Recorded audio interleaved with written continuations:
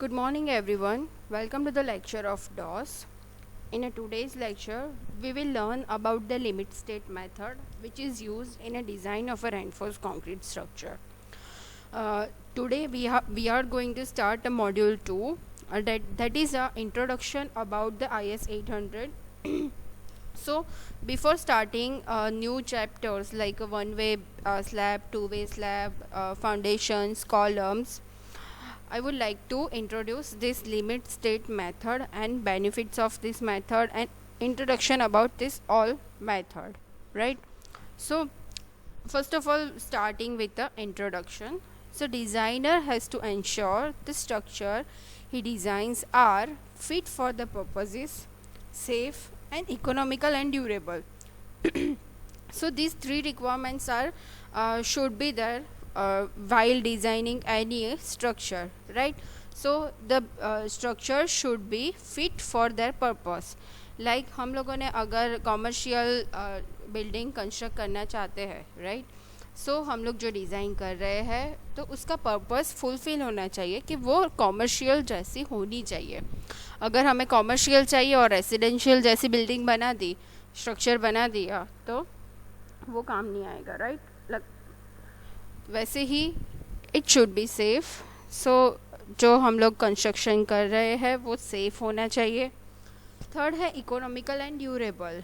सो सभी बिल्डर्स या सभी इंजीनियर्स यही चाहेंगे कि उनकी जो कंस्ट्रक्शन मतलब जो बिल्डिंग कंस्ट्रक्ट करना चाह रहे हैं वो इकोनॉमिकल बने एंड ड्यूरेबल बने, राइट?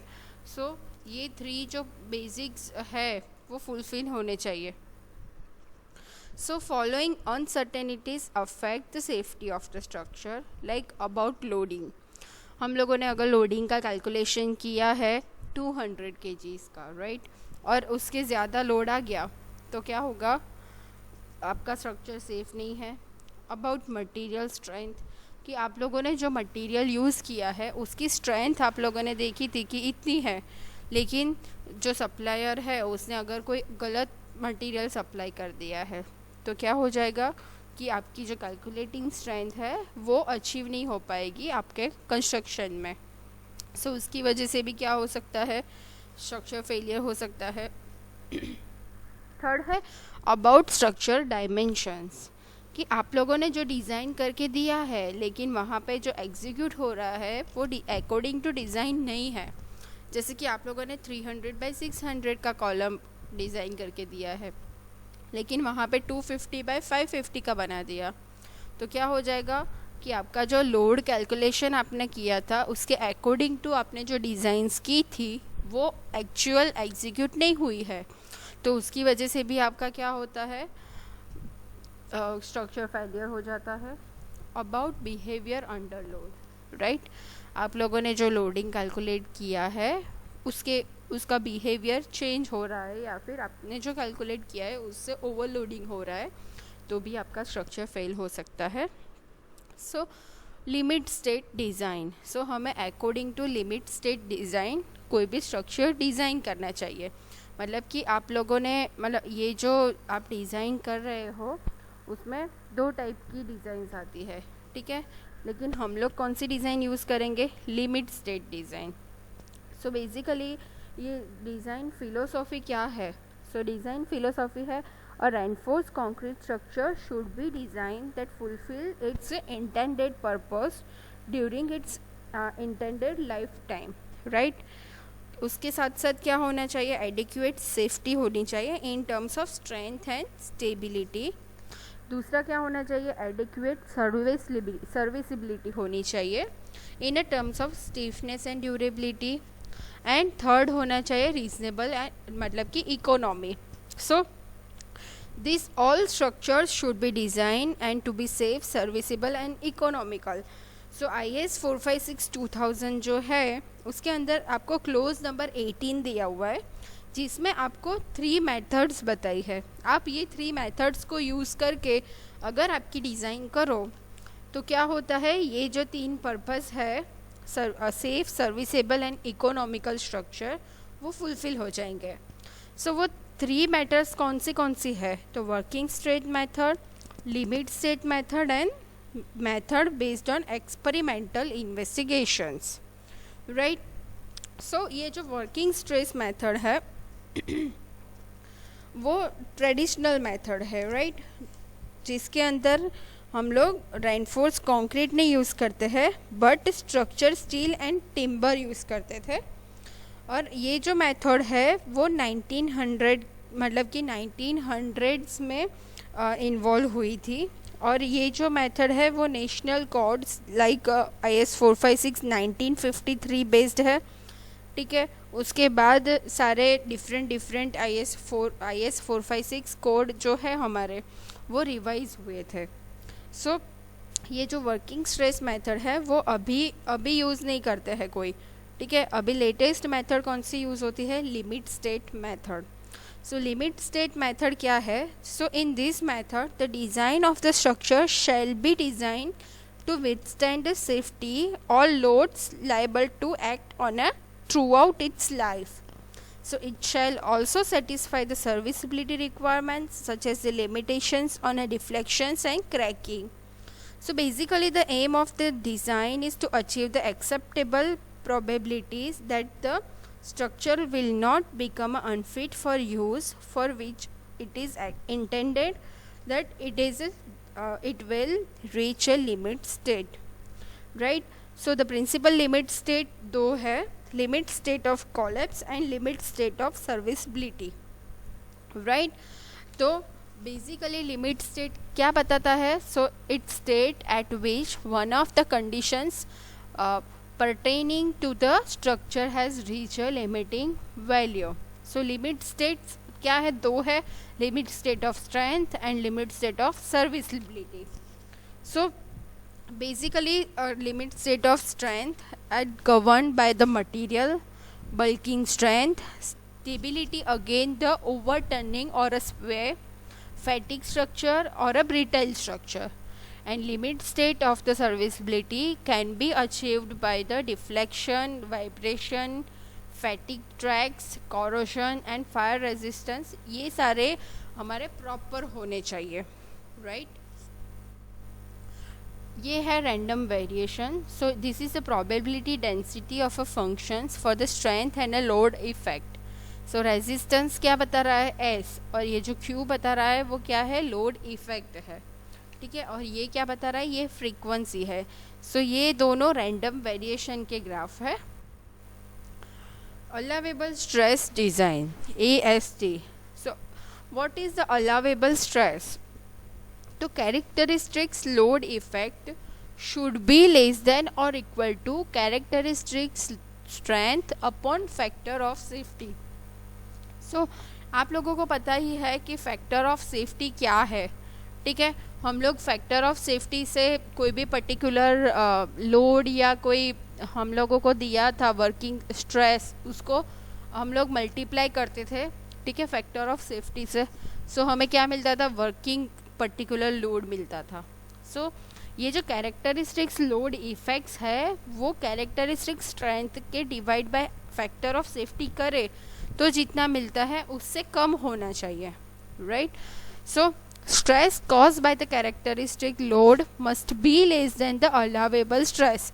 सो ये हम लोगों ने ऑलरेडी देख लिया है कि हम लोग कोई भी लोड कैलकुलेट करते हैं या फिर कोई भी डिज़ाइन करते हैं तो हम लोग उसको चेक करते हैं, ठीक है। ये जो शेयर चेक था, आप लोगों ने शेयर एनफोर्समेंट में देखा था कि हम लोग शेयर चेक कर रहे थे कि ये इतना दिया है तो वो उससे कम है, दैट मीन्स हमारा ओके है डिज़ाइन। सो ये सेम चीज़ है। So stress is cause by the characteristic load must be less than the allowable stress which is a friction in a yield strength. So allowable strength may be defined in a terms of factor of safety, which represent the margin for a overload and other unknown factor which could be tolerated by the structure, ठीक है। सो हमारा जो load है उसको हम लोग factor of safety से इसीलिए मल्टीप्लाई करते हैं, ठीक है। अगर इन केस वो बढ़ जाता है तो वो टॉलरेट कर पाए, right. Allowable stress design. So what is allowable stress design? So allowable stress is equal to yield stress upon factor of stress safety, right? उसकी limitations क्या क्या है? So material non-linearity, this is the most affected limitation in a allowable stress design. Second is the non-linear behavior in a post-bulk state and the property of steel to tolerate a high stress by a yielding locality and a redistributing the loads not accounted for. And third है no allowance for the redistribution of load in a statically indeterminate members. So redistribution of the load allowed नहीं है. Limit state design.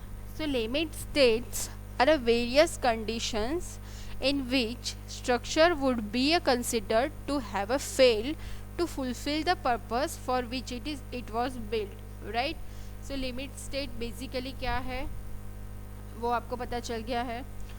Ultimate limit state क्या होता है? So ultimate limit state are those catastrophic states which required a larger reliability in order to reduce the probability of occurrence of very low level.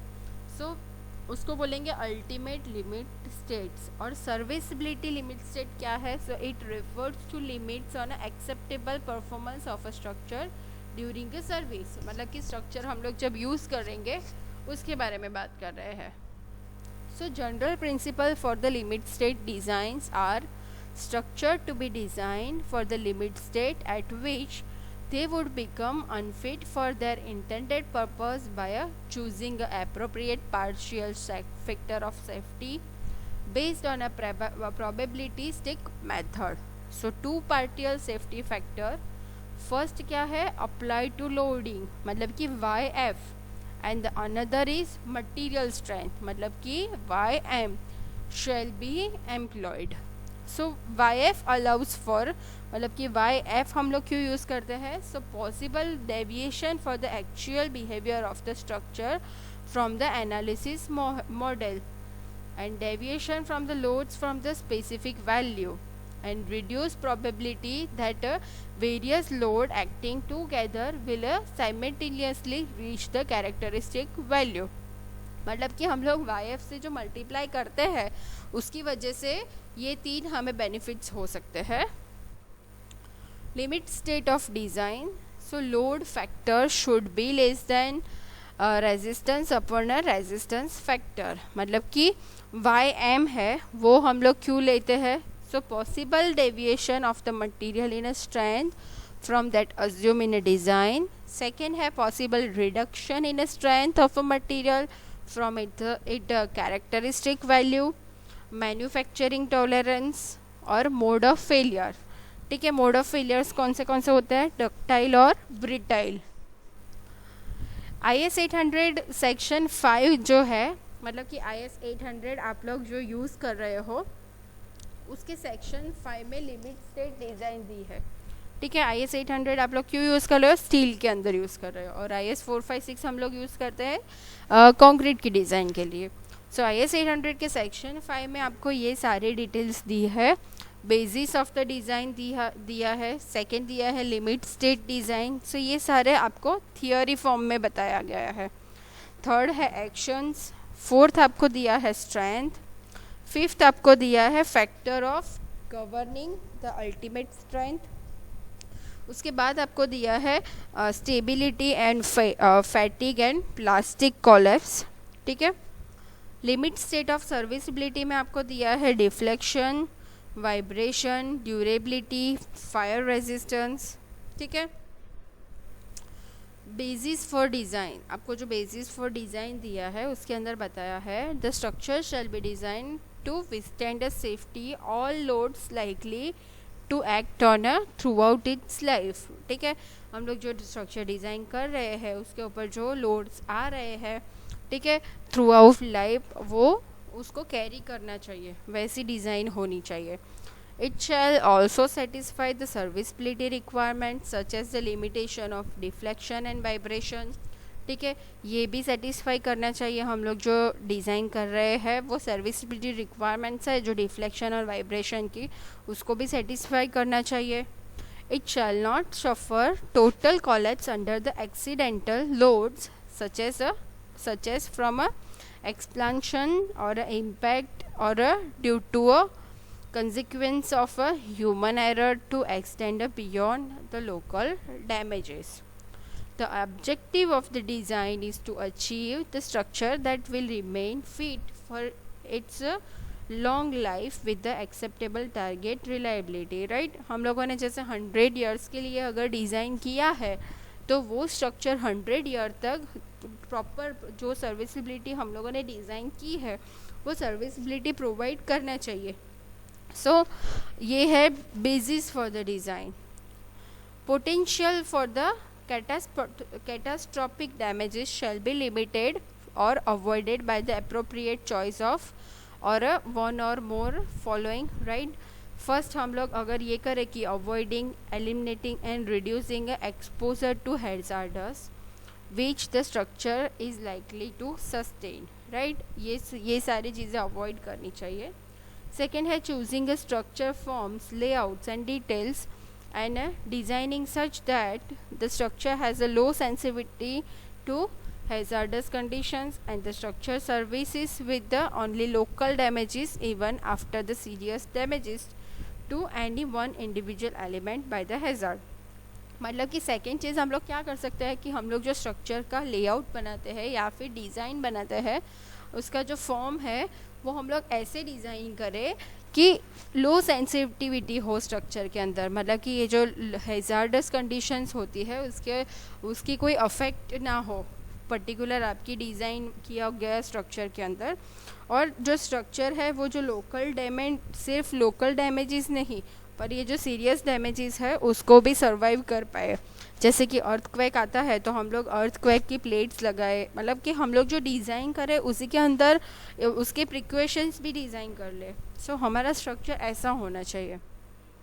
Conditions to be satisfied to avoid a disprotecting collapse. So building should be effectively tied together at each principal floor level and each column should be effectively held in a position by means of continuous beams like nearly orthogonal, right. So हमारी जो connectivity है मतलब कि एक floor से दूसरे floor की वो इफ़ेक्टिवली टाइड होना चाहिए, right.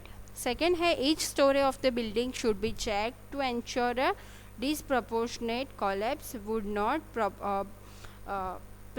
precipitate by a national removal one at time and each column, right. And check should be made at the each story by removing a one lateral support, right. हम लोगों को जो एक lateral support को remove करके हमें ये check करना चाहिए to ensure the disproportionate collapse would not occur. हम लोग वो इंश्योर करेंगे. एक सपोर्ट को रिमूव करके हम लोग देखेंगे कि हम लोगों ने जो डिज़ाइन की है वो डिज़ाइन के अकॉर्डिंगली हमारा जो लोड आ रहा है वो उसको सस्टेन कर पा रहा है. अगर एक कॉलम कम हो तो हम लोग वो उसको सस्टेन कर पाएंगे कि नहीं कर पाएंगे तो वो चेक भी करना पड़ेगा. Actions. So classifications of the actions are given in a 5.3.1 by their variation with time as given below. So first है permanent actions, उसको बोलेंगे QP. So permanent actions क्या है? So actions due to a self weight of the structure and non-structure components, fittings, ancillaries and a fixed equipments, right? उसको बोलेंगे permanent actions. Second है variable actions, उसको बोलेंगे QV. Actions due to a construction and service stage, loads such as the imposed load, मतलब कि imposed load को क्या बोलेंगे? लाइव लोड भी बोलेंगे. क्रेन लोड्स है, स्नो लोड्स है, ये जो सारे लोड्स है उसके वजह से जो हमारे एक्शंस क्रिएट होती है वो है वेरिएबल एक्शंस. और थर्ड है एक्सीडेंटल एक्शंस, मतलब कि उसको डिनोट करेंगे QA से. और वो क्या है? एक्शंस ड्यू टू एक्सप्लोजन और इम्पैक्ट ऑफ व्हीकल्स और Fyers etcetera. So partial safety factors. सो हम लोग रेसिडेंस गवर्न बाय यील्डिंग करेंगे तो उसका पार्शियल सेफ्टी फैक्टर क्या है? 1.1. रेसिडेंस टू मेंबर टू बल्कलिंग है YM0, उसका भी है 1.1. और ये जो अल्टीमेट स्ट्रेंथ है उसके लिए करेंगे 1.25 से, ठीक है.